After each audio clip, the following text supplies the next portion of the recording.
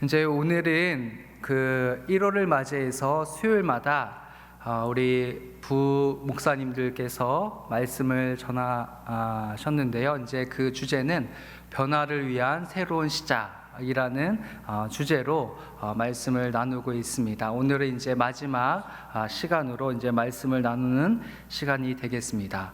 2020년도 이제 저희가 엊그제 송구영신 예배를 드리면서 또 희망과 또 기대로 시작을 한 것 같은데 어느덧 이제 1월도 얼마 남지 않았습니다. 이제 오늘 빼고 이틀밖에 남지 않았는데 이제 새해가 되면은 사람들이 나름대로 자기들이 이제 계획을 세우고 또 새로운 다짐들을 하곤 합니다. 그 이유는 뭐 여러분들도 잘 아시겠지만 과거와는 다른 또 새로운 도약과 새로운 시작을 했으면 하는 마음에서 사람들이 그러한 새로운 계획을 세우고 다짐들을 하는 것을 보게 됩니다. 그래서 각 나라를 보게 되면은 나라도 나라마다 또 나름대로의 이런 풍습을 갖는 것을 볼 수가 있습니다.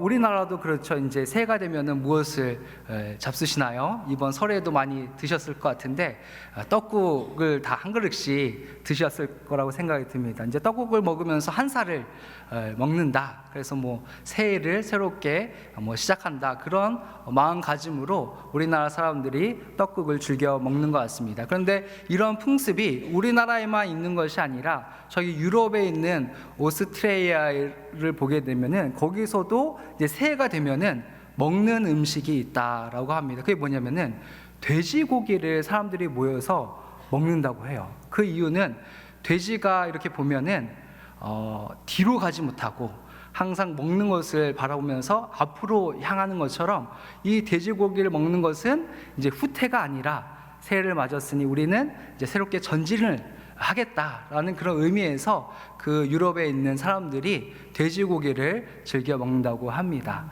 어떻게 이제 새해가 되었는데 우리 성도님들은 새해를 맞이해서 나름대로 계획을 세우시고 또 그 계획을 이제 한 달 정도 가까이 되었는데 잘 실행하고 계십니까? 예, 혹시 성도님들 중에서 계획을 아직까지 세우지 못한 분들이 계시다면 이 1월이 가기 전에 나름대로 좀 이렇게 구체적인 계획을 세우시고 또 실행을 했으면 좋겠습니다. 보니까 이제 좀 오래전이긴 한데 1953년도인가 그 미국에 있는 명문대학교죠. 예일 대학교에서 한 조사를 했다고 합니다. 이제 새해가 되었을 때 사람들을 좀 이렇게 모아서 새해의 계획이 무엇입니까? 라고 물었더니 근데 참 놀랄만한 결과가 이제 나왔는데요. 87%의 사람들이 새해 계획을 세우지 않았다라는 거예요. 그리고 한 10%의 사람들은 계획을 세우긴 세웠는데 그냥 이렇게 그 구체적이지 않고 추상적인 두루뭉술한 그런 계획을 세웠답니다. 그리고 3%에 속하는 아주 소수의 사람들만이 구체적으로 나는 무엇을 하겠다 이렇게 계획을 세웠는데 이렇게 계획을 세운 사람들과 그렇지 않은 사람들이 나중에 어떻게 되는지 아십니까? 자, 이 서양 사람들이 그런 것들을 잘하는 것 같아요. 그래서 20년이 지나고 난 다음에 이 조사를 한 사람들의 삶이 어떻게 좀 대조가 되는가라고 이제 파악을 해봤더니 3%에 해당되는 사람들이 뭐 재정적인 면이나 또 직업적인 면이나 또 사회에 있어서 영향력적인 부분에 있어서 이 3%의 사람들이 97% 모두 합친 사람보다 더 큰 영향력을 끼치게 되었다라는 그런 기사를 본 적이 있습니다. 그래서 우리 성도님들도 이 계획을 세우지 않았다면 오늘이라도 1월이 가기 전에 구체적인 계획을 세웠으면 좋겠습니다.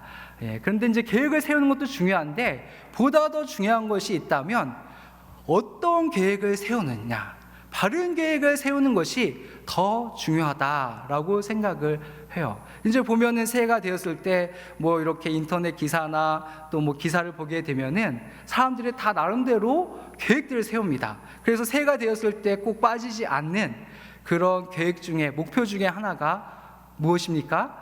올해는 꼭 다이어트에 성공을 하겠다 하면서 건강에 관련된 그런 계획을 세우기도 하고, 또 어떤 사람은 올해는 좀 더 이제 재정적으로 좀 더 이제 저축을 더 하겠다라는 사람도 있고, 또 어떤 사람은 작년에 못 갔던 여행을 좀 가야지 하는 사람도 있고, 또 어떤 사람은 자기 그 개발을 위해서 그렇게 계획을 세우는 사람들이 있는 것을 보게 됩니다. 그런데 그런 것들을 보게 되면은 그런 모든 것들이 다 이 육신에 속하는 그런 계획이다라는 것이죠. 그러나 이런 육신에 속한 계획도 중요하지 않은 건 아닙니다. 그러나 그보다 더 중요한 것이 있으니 그것은 무엇일까요? 경건에 해당되는 그 계획인 줄 믿습니다. 왜냐하면은 성경을 보게 되면은 디모데 전서 4장 8절에 이렇게 말씀을 하고 있죠. 우리 한번 같이 읽어볼까요? 시작. 육체의 연단은 약간의 유익이 있으나 경건은 범사에 유익하니 금생과 내생의 약속이 있느니라. 아멘. 이 디모데전서 4장 8절에 있는 것처럼 육체의 연단은 약간의 유익이 있지만 경건은 범사에 유익하다. 얼마나 유익한지 금생과 내생의 약속이 있다. 그렇기 때문에 이 경건에 속한 계획을 세우셨으면 좋겠습니다. 그런데 성경을 보게 되면 이 경건의 핵심은 무엇이냐? 이 디모데전서 3장 16절에 보면 또 이렇게 말씀하고 있습니다. 같이 한번 읽을까요? 시작. 크도다 경건의 비밀이여 그렇지 않다느니 없도다. 그는 육신으로 나타난 바 되시고 영으로 의롭다 하심을 받으시고 천사들에게 보이시고 만국에서 전파되시고 세상에서 믿음 바 되시고 영광 가운데서 올려지셨느니라. 아멘. 여기 보면 경건의 비밀이여 크도다 그렇게 하면서 경건의 비밀이여 라고 사도 바울이 이렇게 감탄하고 있는데, 그 경건의 비밀의 그 대상, 핵심이 누구인지 그 뒤에 이제 나오는 것처럼 뭐라고 얘기하냐면은 그렇지 않다느니 없도다. 그가 누구냐면 예수님에 대해서 이야기하는 거예요. 예수님은 육신으로 나타난 바 되시고 영으로 의롭다 하심을 받으시고 천사들에게 보이시고 만국에 전파되시고 세상에서 믿음 바 되시고 영광 가운데서 올려지셨도다 하면서 이 경건의 핵심은 바로 예수 그리스도이심을 보여주고 있습니다. 그래서 이 사도 바울은 그의 편지 빌립보서 3장 8절에서 우리가 잘 아는 구절이죠. 이렇게 또한 고백을 하고 있습니다. 같이 한번 볼까요? 시작. 또한 모든 것을 해로 여김은 내 주 그리스도 예수를 아는 지식이 가장 고상하기 때문이라. 내가 그를 위하여 모든 것을 잃어버리고 배설물로 여김은 그리스도를 얻고. 아멘. 바울이 이렇게 고백하고 있죠. 내 주 그리스도 예수를 아는 지식이 가장 고상하다. 이 경건의 핵심이 예수 그리스도이시기 때문에 그리스도를 아는 것, 그분을 닮는 것이 가장 소중하다라고 고백하고 있습니다. 그러므로 이 자리에 계신 모든 성도님들께서도 가장 중요한 목표가 예수님을 알아가고 예수님을 닮아가는 것이 되기를 주님의 이름으로 축복합니다. 아멘. 10년 전보다는 5년 전이 예수님을 더 닮았다라는 그런 고백, 5년 전보다는 1년 전이, 또 작년보다는 올해 더욱 예수님을 닮았다라는 그런 고백이 있기를 주님의 이름으로 축복합니다. 그런데 문제는 무엇입니까? 우리에게 이렇게 가장 소중한 것이 신앙이고 경건이라는 걸 알고 예수님을 닮아가는 것임을 알면도 불구하고 잘 되지 않는 경우가 많이 있다라는 것이죠. 그래서 좌절하고 낙심하는 경우가 있습니다. 그러면 이럴 때 우리는 어떻게 해야 주님께 더 가까이 가고 작년보다는 더 오래 더 주님을 닮아갈 수가 있을까요? 그 비결을 오늘 말씀을 통해서 오늘 잠깐 생각해 보도록 하겠습니다. 먼저는 한번 다 같이 따라해 볼까요? 생각하라. 생각하라. 네. 무엇을 생각해야 됩니까? 내가 누구인지를 우선은 생각을 해야 된다라는 것이죠. 오늘 본문 고린도후서 5장 17절을 다시 우리 한번 읽어보도록 하겠습니다. 시작. 그런즉 누구든지 그리스도 안에 있으면 새로운 피조물이라. 이전 것은 지나갔으니 보라 새 것이 되었도다. 아멘. 여기 보면은 사도 바울이 이렇게 고백을 하고 있죠.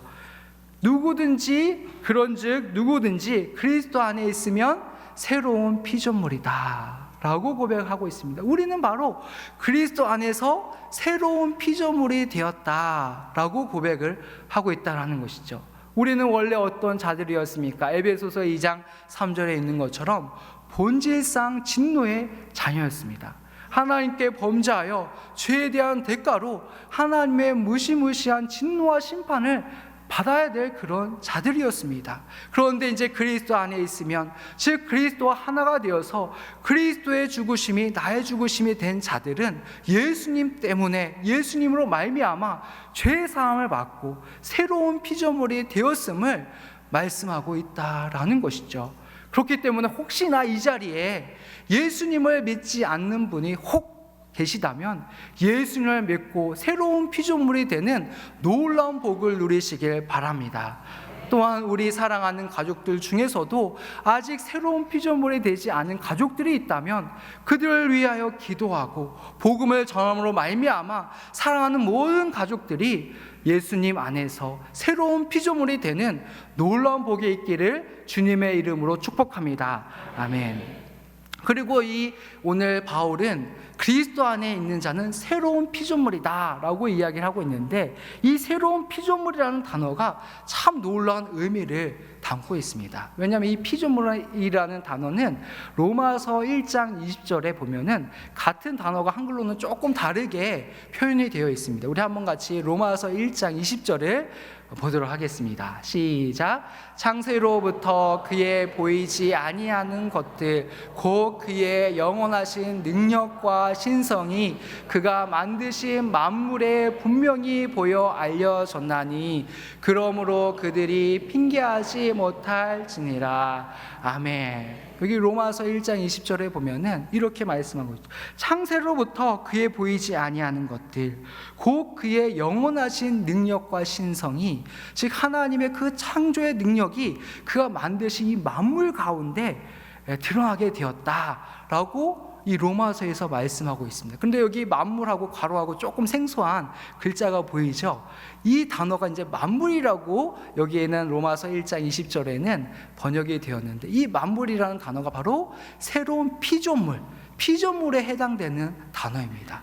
즉 만물은 하나님께서 창조한 그 결과, 창조의 행위의 결과가 만물이듯이 바로 피조물, 예수님 안에서 새롭게 된 피조물이 우리다. 그리고 이 피조물이라는 것은 창조가 어떤 일입니까? 하나님께서 무에서 유를 창조하는 굉장히 크고 놀라운 사건인 것처럼 우리가 주님 안에서 새로운 피조물이 되었다. 즉 중생한 사건은 이렇게 새로운 창조가 된 새로운 역사가 있는 사건임을, 놀라운 그런 사건임을 우리에게 말씀해 주고 있다라는 것이죠. 그리고 이 새로운 피조물이라는 의미를 좀 더 잘 이해하기 위해서는 우리가 어떤 존재인지 생각해 보면 이 새로운 피조물이라는 의미가 어떤 의미인지 우리는 생각해 볼 수가 있다라는 것이죠. 우리 사람은 누구입니까? 우리 사람은 어떤 존재입니까? 하나님께서 우리를 어떤 존재로 만드셨습니까? 창세기 1장 26절에서 28절에 보면은 이렇게 말씀하고 있습니다. 우리 다 같이 한번 읽어볼까요? 시작. 하나님이 이르시되 하나님의 형상을 따라 우리의 모양대로 우리가 사람을 만들고 그들로 바다의 물고기와 하늘의 새와 가축과 온 땅과 땅에 기는 모든 것을 다스리게 하자 하시고, 하나님이 자기 형상 곧 하나님의 형상대로 사람을 창조하시되 남자와 여자를 창조하시고, 하나님이 그들에게 복을 주시며 하나님이 그들에게 이르시되 생육하고 번성하여 땅에 충만하라. 땅을 정복하라. 바다의 물고기와 하늘의 새와 땅에 움직이는 모든 생물을 다스리라 하시니라. 아멘. 여기 나와 있는 것처럼 우리를 누구의 형상과 모양대로 만드셨다고요? 하나님입니다.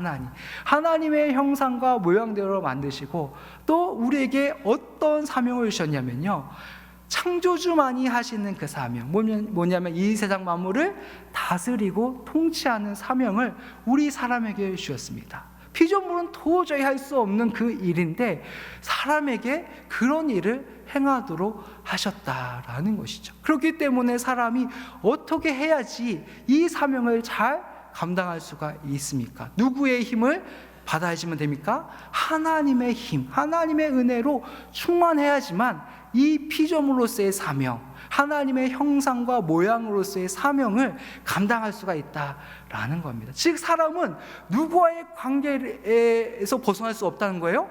하나님과의 관계에서 벗어날 수가 없고, 사람에게서 가장 중요한 관계는 하나님과의 관계임을 보여주고 있다라는 겁니다. 그래서 처음 하나님의 형상과 모양대로 지음을 받은 사람은 하나님을 사랑하고 하나님을 예배하기를 굉장히 기뻐하는 그런 상태로 사람이 지음을 받았습니다.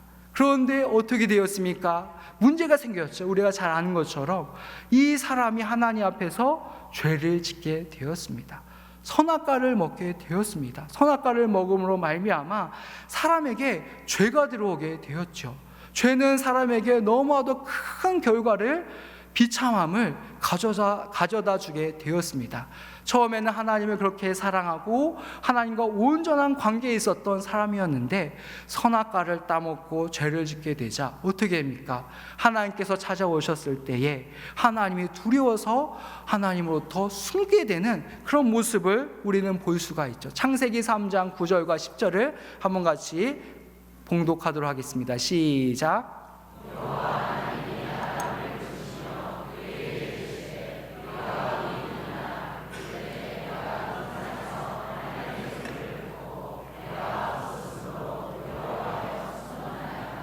아멘. 이렇게 사람이 죄를 짓게 되자 하나님부터 떠나게 되는, 하나님과의 관계가 끊어지게 되었고, 또 하나님과의 관계가 끊어졌을 뿐만 아니라 사람과의 관계도 끊어지게 되었어요.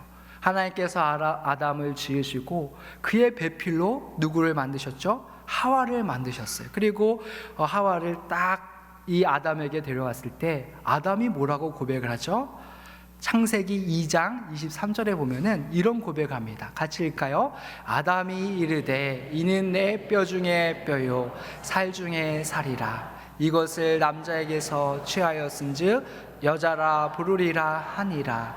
아멘. 내 뼈 중에 뼈요 살 중에 살이다. 이 말은 가장 최고 중에 최고다라는 그 히브리 문학의 표현입니다.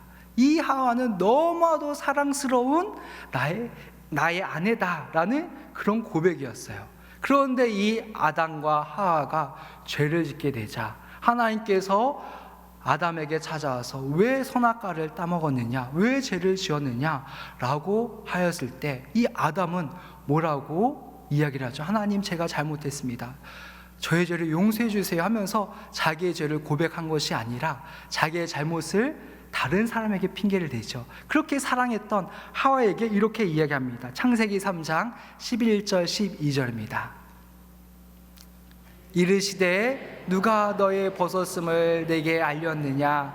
내가 내게 먹지 말라 명한 그 나무 열매를 내가 먹었느냐? 아담이 이르되 하나님이 주셔서 나와 함께 있게 하신 여자, 그가 그 나무 열매를 내게 주므로 내가 먹었나이다. 아멘. 하나님께서 주신 이 여자가 먹으라고 해서 먹었어요. 저 여자 때문에 제가 먹은 겁니다 라는 이 사랑과의 관계가 끊어짐을 보여주고 있습니다. 여기서 우리가 알 수 있는 중요한 사실은 사랑과의 관계의 깨어짐과 회복의 그 핵심은 어디에 있는 거 아니? 하나님과의 관계에 있음을 알 수가 있습니다. 아무리 사랑과의 관계가 깨어졌다 할지라도 그 회복할 수 있는 그 비결은 하나님과의 관계가 온전히 회복되어서 내가 은혜로 충만하게 되었을 때 하나님의 그 사랑으로 충만하여서 어떤 사람도 사랑하고 용서할 수 있는 관계 회복이 있다라는 겁니다. 그렇기 때문에 이 자리에 계신 모든 성도님들은 하나님과의 관계가 온전해져서 여러분들 주변에 있는 사람들과의 관계가 온전하게 회복되기를 주님의 이름으로 축복합니다. 아멘. 그뿐만 아니라 또한 아담은 죄를 짓게 되었을 때 어떤 결과가 일어나게 되었습니까? 하나님과의 관계가 끊어지게 되었고, 또 사람과의 관계가 끊어졌을 뿐만 아니라 하나님께서 맡겨오신 이 자연과의 관계도 끊어지게 됨을 우리는 알 수가 있습니다. 창세기 3장 17절과 19절을 한번 보겠습니다. 아담에게 이르시되 내가 내 아내의 말을 듣고 내가 내게 먹지 말라 한 나무의 열매를 먹었은즉 땅은 너로 말미암아 저주를 받고 너는 평생에 수고하여 그 소산을 먹으리라. 땅이 내게 가시덤불과 엉겅퀴를 낼 것이라. 내가 먹을 것은 밭의 채소인즉 내가 흙으로 돌아갈 때까지 얼굴에 땀을 흘리며 먹을 것을 먹으리니 내가 그곳에서 취함을 입었음이라. 너는 흙이니 흙으로 돌아갈 것이니라 하시니라. 아멘. 그전에는 하나님께서 이 세상 만물을 다스리고 통치하도록 주신 세상 만물이었어요. 그런데 죄를 짓게 되자 이 땅이 엉겅퀴를 내고 땀을 흘려야지만 겨우 먹을 것을 먹으면서 살아갈 수 있는 그런 자연과의 관계도 깨어지게 되는 비참한 결과에 이르르고 말았습니다. 그뿐만 아니죠. 위로는 하나님과의 관계가 끊어지게 되었고, 옆으로는 사람과의 관계가 끊어지게 되었고, 또 아래로는 자연과의 관계가 끊어졌을 뿐만 아니라 안으로는 자기 자신과의 관계도 끊어지게 되었습니다. 죄의 싹은 무엇이죠? 사망이에요. 죽음에 이르게 되었고, 그뿐만 아니라 이 세상을 떠나서 죽게 되는 것뿐만 아니라 이 세상을 살아가는 동안 이 죄에 매여서 죄의 속박 가운데 살아갈 수밖에 없는 것이 우리 인간이 되었다라는 겁니다. 그래서 예레미야에서 보면은 하나님께서 이렇게 말씀하고 있습니다. 예레미야서 17장 9절에 보면 이렇게 말씀하고 있죠. 만물보다 거짓되고 심히 부패한 것은 마음이다. 그래서 마음이 굉장히 심히 부패하게 되었습니다. 이 부패한 마음 가운데서 끊임없이 어떤 일들이 일어나고 있습니까? 마가복음 7장 20절부터 23절에 보면 예수님께서 이렇게 말씀하고 있죠. 또 이르시되 사람에게서 나오는 그것이 사람을 더럽게 하느니라. 속에서 곧 사람의 마음에서 나오는 것은 악한 생각 곧 음란과 도둑질과 살인과 간음과 탐욕과 악독과 속임과 음탕과 질투와 비방과 교만과 우매함이니 이 모든 악한 것이 다 속에서 나와서 사람을 더럽게 하느니라. 아멘. 그래서 이 아담이 죄를 짓고 난 다음에 모든 사람들은 죄 가운데 태어나서 이 죄에서 헤어나올 수 없는 죄에 속박된 존재가 되고 말았습니다. 그래서 로마서에 보면은 하나님께서 이렇게 말씀하고 있죠. 기록된 바 의인은 없나니 하나도 없으며 하면서 모든 사람들이 죄인으로 날 수밖에 없는 그런 존재가 되었다라는 것이죠. 그래서 모든 사람들은 이 세상 가운데 죄를 짓다가 또 죄 가운데 살다가 결국엔 죄의 결과로 하나님의 진노와 심판을 받을 수밖에 없는 존재가 되었습니다. 죄의 속박에 확 얽매이게 되었다라는 것이죠. 덫에 걸린 것 같은 그런 존재가 되고 말았습니다.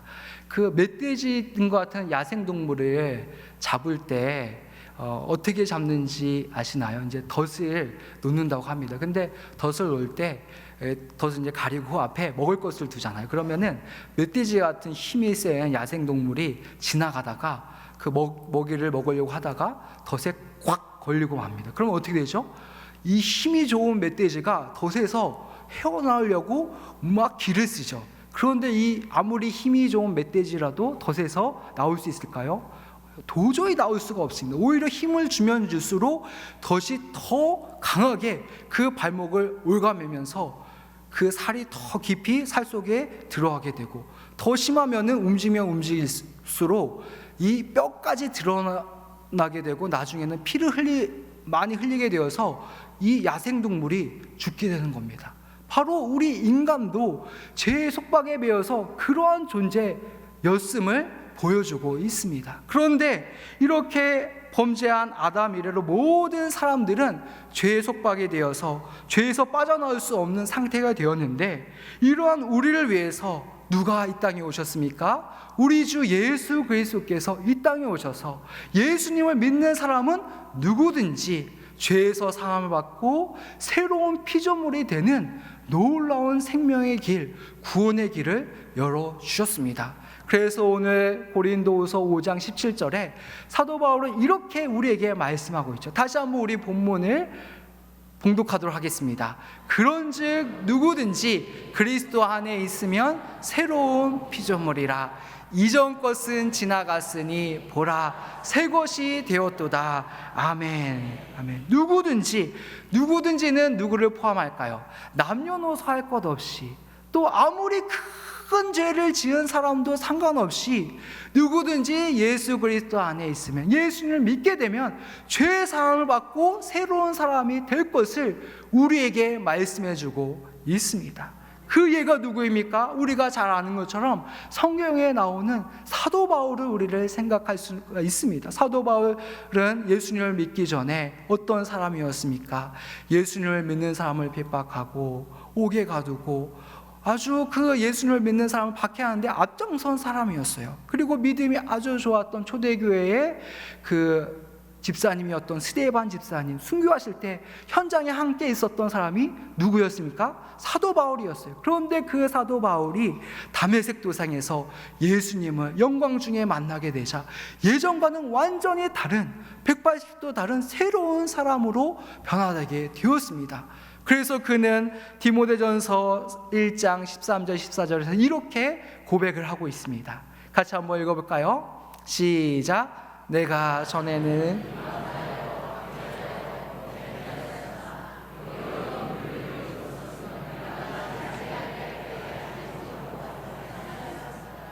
우리 주의 은혜가 그리스도 예수 안에 있는 믿음과 사랑과 함께 넘치도록 풍성하였도다. 아멘. 예전에는 비방자고 박해자고 폭행자였지만 이제는 예수님의 은혜로 말미암아 예수님의 그 사도가 되었음을 사도 바울은 고백을 하고 있습니다. 아무리 극악무도한 죄인을 할지라도 주님을 만나는 사람은 새로운 피조물이 됨을 보여주고 있다라는 것이죠. 이런 놀라운 생명의 역사는 2000년 전 사도 바울 때로 끝난 것이 아니라 오늘날도 동일하게 이루어진 줄 믿습니다.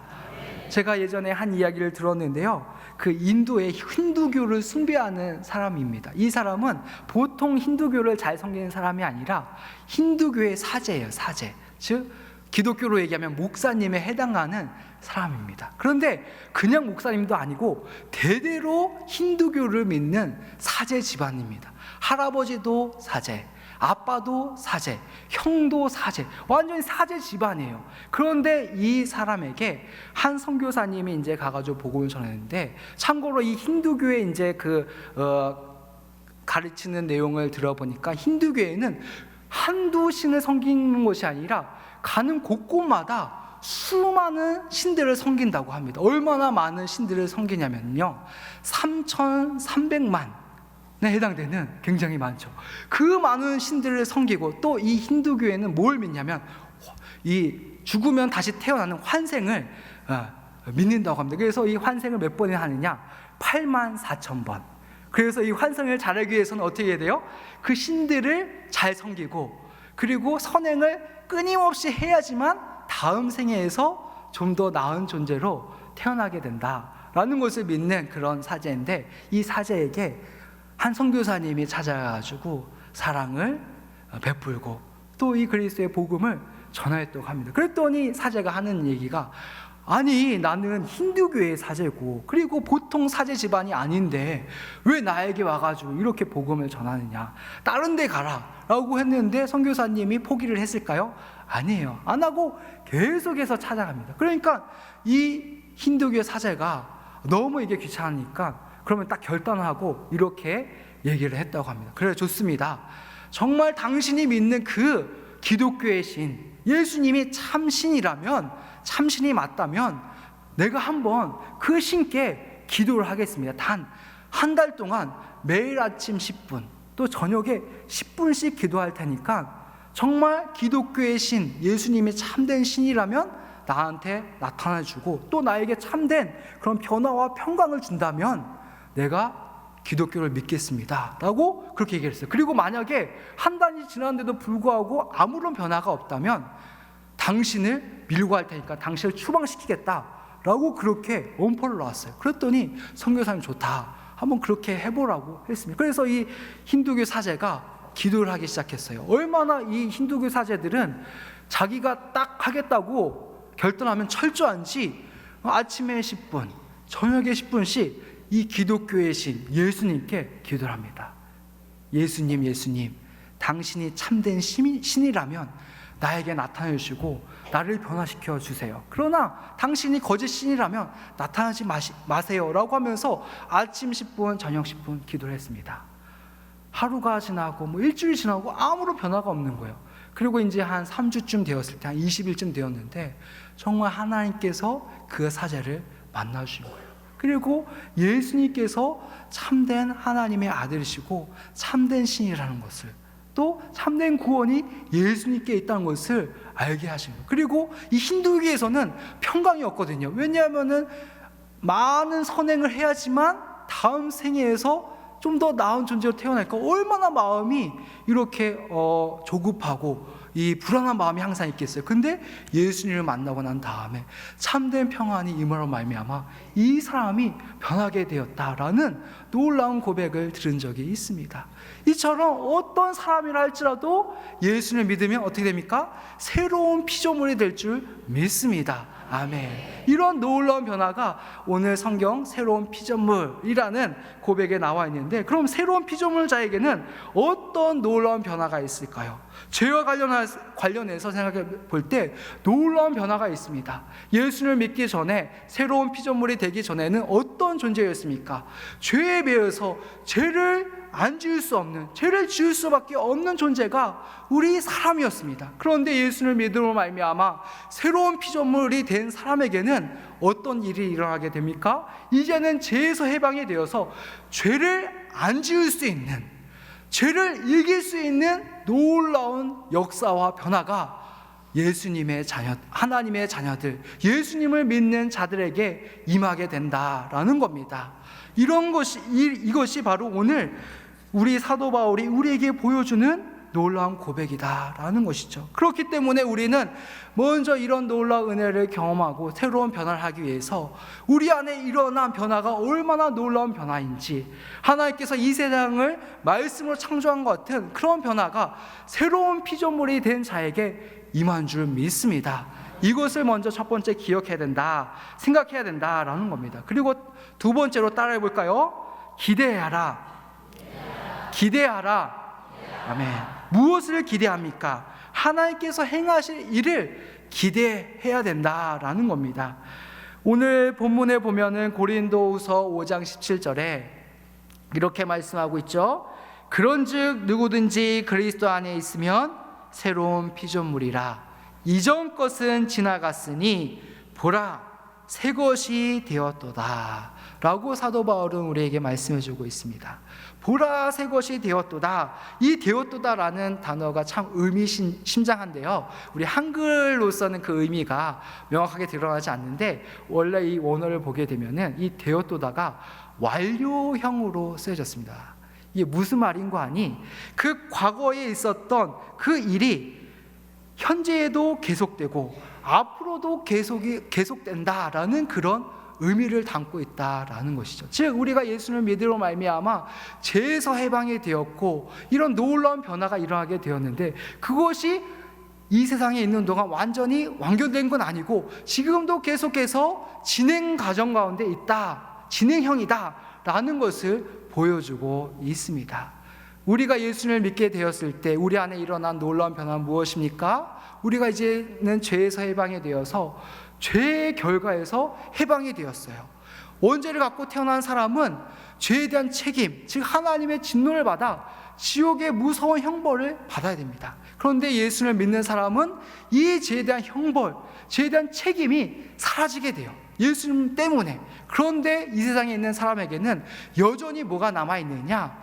죄의 오염이 남아 있어서 여전히 죄를 지을 수 있는 그런 상태에 있다라는 겁니다. 그런데 이런 상태는 예수를 믿기 전에 죄를 지을 수밖에 없는 죄의 속박에 있는 상태하고는 완전히 천지 차이의 그런 상태라는 겁니다. 그래서 우리가 이 장로교에서 아주 이렇게 귀하게 보는, 우리 또 성경을 잘 우리에게 설명해 주는 칼빈 선생님은 이런 비유를 했습니다. 어떤 비유냐면요, 말을 타는 기수의 비유를 했는데, 우리가 예수를 믿기 전에 우리는 말, 뚜닥뚜닥뚜닥 이 말 있잖아요, 말이었고, 그 말 위에 예수를 믿기 전에는 기수가 탔는데, 어떤 기수가 탔냐면 사단, 죄가 기수가 되어서 우리를 어디로 막 이끌어갔냐면 죄를 향하여 죄를 짓는 그런 길로 막 이끌어갔습니다. 그래서 죄를 지을 수밖에 없는 그런 상태에 있게 된 것이죠. 그런데 예수를 믿게 되자 이제는 그 기수가 바뀌게 된 거예요. 우리는 여전히 말이지만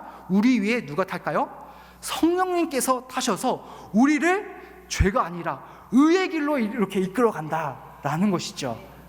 믿으십니까? 아멘. 예. 그런데 문제가 있어요. 뭐냐면은 예전에 우리 위에 사단이 죄가 기수가 되어서 그 말을 우리를 이끌어왔기 때문에 우리의 습성과 성향은, 옛 습성이 이 세상을 살아갈 때 여전히 남아있을까요? 안 남아있을까요? 남아있는 거예요.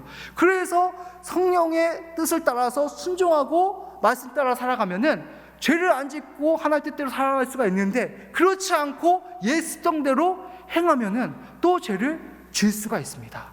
그런데 그 죄를 질 수 있는 정도가 얼마나 심하냐면은 불신자와 방불한 삶을 살 수도 있다라는 겁니다. 그러나 이것은 합법적인 그런 지배가 아니에요. 불법인 그 죄의 불법적인 지배다라는 것이죠. 그러나 우리 안에는 예수를 믿는 사람에게는 누가 기수가 되었습니까? 성령님이 기수가 되었기 때문에 결국에는 우리를 어디로 인도합니까? 천국으로, 하나님의 나라로 인도한 줄 믿습니다. 아멘. 이런 놀라운 변화가 생기게 되었다라는 겁니다. 하나님께서는 어떤 사람을 기뻐하십니까? 하나님을 믿는 사람, 하나님을 신뢰하는 사람을 기뻐하십니다. 그래서 히브리서 11장 6절에 이런 말씀이 있죠. 같이 한번 볼까요? 믿음이 없이는 하나님을 기쁘시게 하지 못하나니 하나님께 나아가는 자는 반드시 그가 계신 것과 또한 그가 자기를 찾는 자들에게 상 주시는 이심을 믿어야 할지니라. 아멘. 그래서 우리 위에는 성령님께서 기수가 되어서 하나님 나라로 이끌어 가신다, 우리를 하나님 나라로 이렇게 이끌어 가시고 우리의 구원을 완성하신다라는 그 믿음을 하나님께서 기뻐하신다라는 것이죠. 그러나 하나님께서 기뻐하지 않는 사람은 하나님을 믿지 않고 절망과 낙심과 원망하는 사람을 하나님께서는 기뻐하지 않습니다. 우리가 잘 알죠. 그 예를 민수기에 보면은 이스라엘 백성들이 이제 가나안 성 입성을 앞두고 있는데 하나님께서 놀라운 기적과 역사로 이스라엘 백성들을 인도하고 함께 해주셨습니다. 이제 이스라엘 백성들은 믿음으로 가나안 성에 입성하고 정복하기만 하면 돼요. 근데 12명의 정탐꾼 중에 10명이 뭐라고 얘기하죠?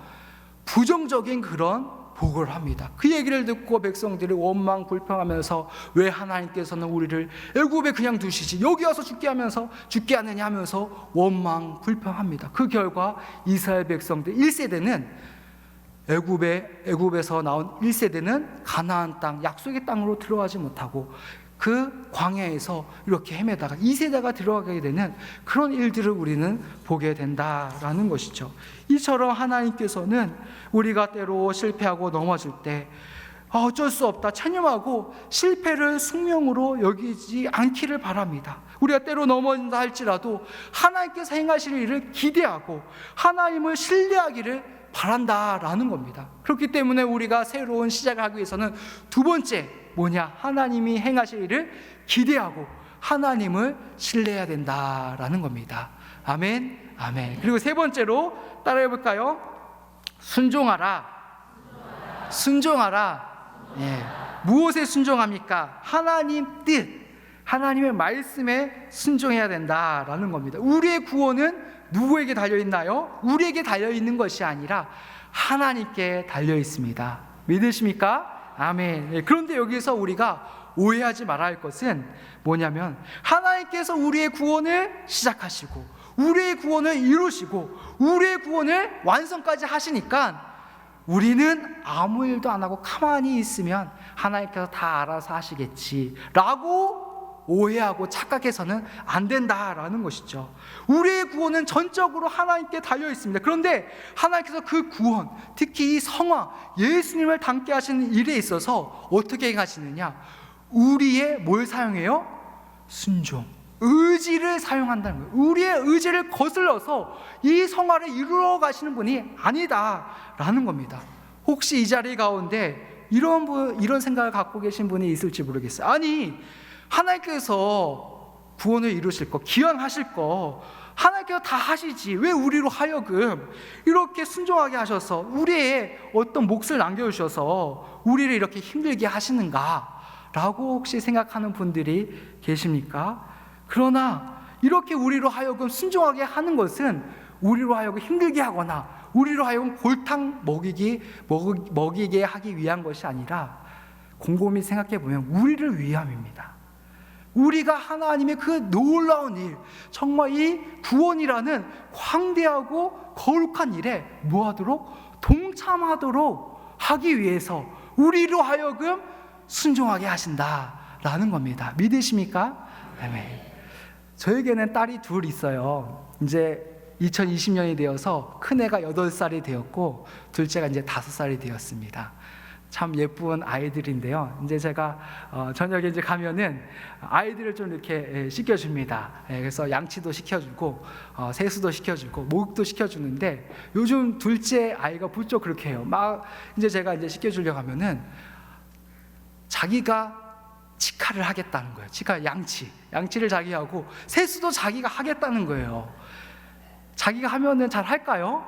어설프겠죠. 이렇게 치카해도 막 구석구석 안 되고 세수를 해도 잘 안 됩니다. 근데 제가 어떻게 보면 그냥 내버려둬요. 그리고 이제 자기가 이제 치카도 하고 세수도 하고 하는데 그걸 하고 난 다음에 아이의 모습을 보면 굉장히 뿌듯해합니다. 왜 그래요? 내가 이제 내 앞가림을 좀 할 수 있는 그런 존재가 되었다. 나도 이렇게 좀 성장했다라는 것을 보여준다라는 것이죠. 이 신앙에 있어서도 어떤 면에서 이런 면이 있다라고 생각이 듭니다. 하나님께서 우리를 위해서 하나님의 놀라운 그 구원의 역사에 동참하도록 우리로 하여금 순종하게 하신다라는 겁니다. 믿으십니까? 아멘. 예. 그래서 그럼 어떤 자에게 이런 죄를 이기고 주님의 뜻대로 순종할 수 있는 은혜를 주느냐? 어떤 자들에게 주님을 더욱더 닮도록 하는 은혜를 주느냐? 바로 주님의 뜻에 순종하고자 하는 자에게, 하나님의 뜻에 행하고자 하는 자에게 하나님께서 은혜를 베풀어 주셔서 주님의 뜻을 이루어 가신다라는 겁니다. 우리 기독교 역사에 있어서 아주 위대한 교부 중에 한 사람이 어거스틴이 이 고백록에서 이런 고백을 했어요. 어떤 고백이냐면요, 띄워줄 수 있나요? 네, 한번 같이 읽어볼까요? 시작. 이제 내가 바라는 것은 오직 당신의 크신 자비뿐이옵나이다. 그러하오니 주여, 주님이 명하신 것을 행할 수 있도록 해주시고 주님이 원하시는 것을 명하소서. 아멘. 네, 어떤 의미인지 아시겠어요? 우리는 죄인이기 때문에 주님의 뜻을 행할 수 없습니다. 주님께서 은혜를 주셔야지만 행할 수 있는데 주님의 은혜에 따라 제가 순종하고자 하오니 행할 수 있는 힘을 주옵소서 라는 그런 고백이에요. 그리고 그렇게 순종하는 자에게 하나님께서 은혜를 주셔서 순종하게 하신다라는 겁니다. 그렇기 때문에 주님의 뜻에 기쁨으로 순종하는 성도님들이 되시길 바랍니다. 아멘. 그럼 주님의 뜻은 무엇이냐? 베드로전서 1장 15절 16절에 보면 주님의 뜻이 나와 있습니다. 같이 읽을까요? 시작. 오직 너희를 부르신 거룩한 이처럼 너희도 모든 행실에 거룩한 자가 되라. 기록되었으되 내가 거룩하니 너희도 거룩할지어다 하셨느니라. 아멘. 죄도 없고 티도 없고 아주 순결하신 우리 하나님께서 말씀하시죠. 내가 거룩한 것처럼 너희도 거룩해라. 거룩함을 명하고 있어요. 참 놀라운 말씀입니다. 어떻게 죄로 물든 우리가 그렇게 죄가 하나도 없는 하나님처럼 거룩해질 수가 있습니까? 그 비결이 어디에 있습니까? 디모데전서 4장 5절에 보면 이렇게 또한 말씀하고 있습니다. 하나님의 말씀과 기도로 거룩하여짐이라. 아멘. 하나님의 말씀과 기도를 하는 겁니다. 말씀을 통해 주님의 뜻이 무엇인지 깨닫고 또 기도를 통하여 그 말씀을 부여잡고 나갈 때에 하나님처럼 거룩해지는 놀라운 역사가 우리 가운데 임하게 된다라는 겁니다.